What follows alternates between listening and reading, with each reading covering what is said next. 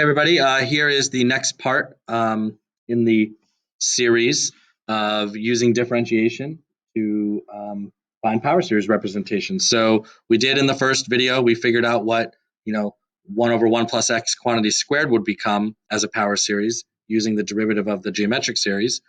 Now they're asking us to do 1 over 1 plus x quantity cubed. So there's no reason to just stop at the first derivative. We can double dip and do another derivative. So that's what we're going to do. So I just rewrote a little bit of what we had already over here. And I wrote both versions because sometimes we need to play around with how to shift it, again, in order to make it match the book. But both of these are correct, and we'll probably have multiple versions of this series as well, or of this function as well. That'll be correct. But first things first, we need to take the derivative. So my second derivative of my original geometric, you got to be careful here because this is really 1 minus x to the negative 2. So when we go to do our derivative, it's going to be negative 2, 1 minus x to the negative 3 times the chain rule kicker of negative 1. So that would become essentially 2 over 1 minus x cubed. So that is our second derivative. So if I were going to do, the second derivative of, my terms here, I'm going to get n times n plus 1, x to the n minus 1 for that derivative. And I would have to start this. I wouldn't be able to start it at 0, right, because of this. So I'd actually have to shift this over to 1. And if we list out a couple of terms, actually, let's look up here real quick. Let's go back. This is what we had for our first derivative. So let me just list out the terms so it'll be easy to match it up. The second derivative, that would be 0. This would be a 2. This would be a 6x. This would be a 12x squared, right? So looking back at what we need to have for our formula, we can kind of check it to see if we would get these terms. If I started at n equals 0 here, obviously that's not going to get me the 2. If n equals 1, 1 times 2 times x to the 0 is 2. If n is 2, 2 times 3 is 6. X to the 2 minus 1 is x to the first, and you can see it matching up. If I want to shift this again, so my x is to the n power instead of n minus 1, so if I start this at, if I do want to start it at 0, I can, but I'm going to have to move all my n's over by 1. So that's n plus 1, this would be n plus 2, and then this would be x to the n. Let's double check. If n is 0, 1 times 2 times 1 is 2.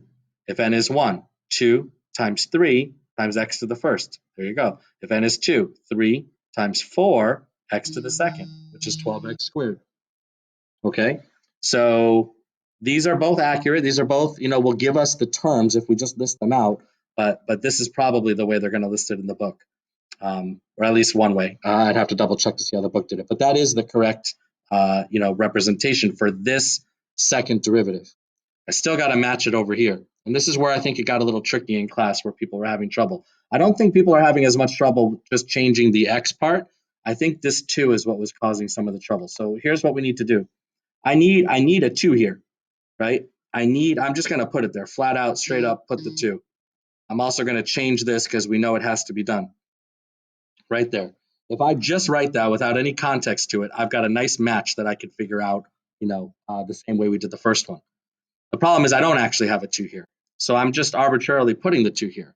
But if I want to make this even, right, if I want to keep this intact, I technically would have to divide that 2 back out in order to clean it up. So of course, 1/2 times 2 is 1. That gets me back to here. 1 minus negative x is obviously 1 plus x, quantity cubed, and now I've got my match. So it's a little tricky because you do have to deal with the constant here. So I basically multiplied and then divided it back out. So now that I've got a match here, this part right here is a match for this part right here. This 1/2 is just going to come along for the ride. So I'm going to just bring it along for the ride. And now I'm going to use this representation. I guess I'll just use this one to get my actual series. So it's going to be from n equals 0 to infinity, n plus 1, n plus 2, x to the n, but it's not x, it's negative x. So negative x to the n gets me my last term. Once again, they probably took out the negative 1. So if you're looking at the answer key, yes, it probably has the negative 1 to the n separately.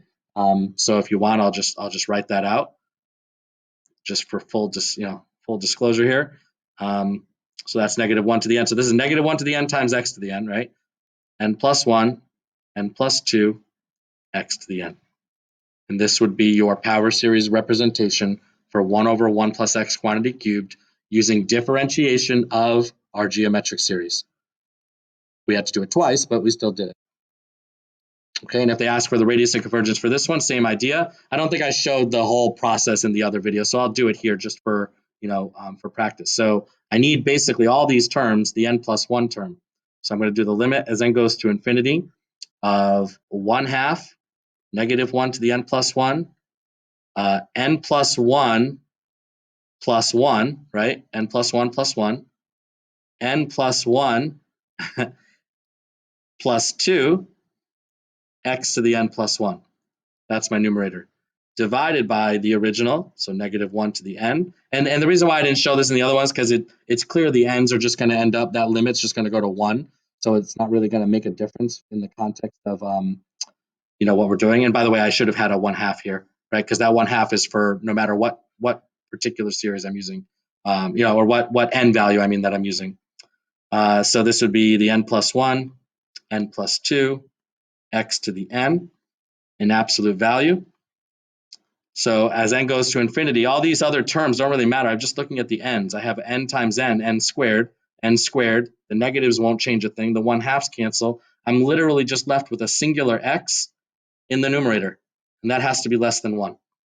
So in order for this to be convergent, my radius of convergence would be 1. My interval of convergence would be between -1 and 1. Same thing's going to happen up here if you go do that out. So just a quick recap. When you take your second derivative here, just be careful, because there's an extra constant that wasn't involved in the first one. The first time we just had a 1. Kind of worked out nicely because it was a better match. This one was not as perfect of a match. We had to deal with it. So you force it to look the way you want it to look, and then you account for what you did, whether it's dividing, multiplying, whatever you're going to do. Just sort of manipulate the arithmetic or the algebra here. All right, so hopefully that helped too. Please be sure and let me know if you have any questions. I hope everything's going all right, and I'll see you guys later.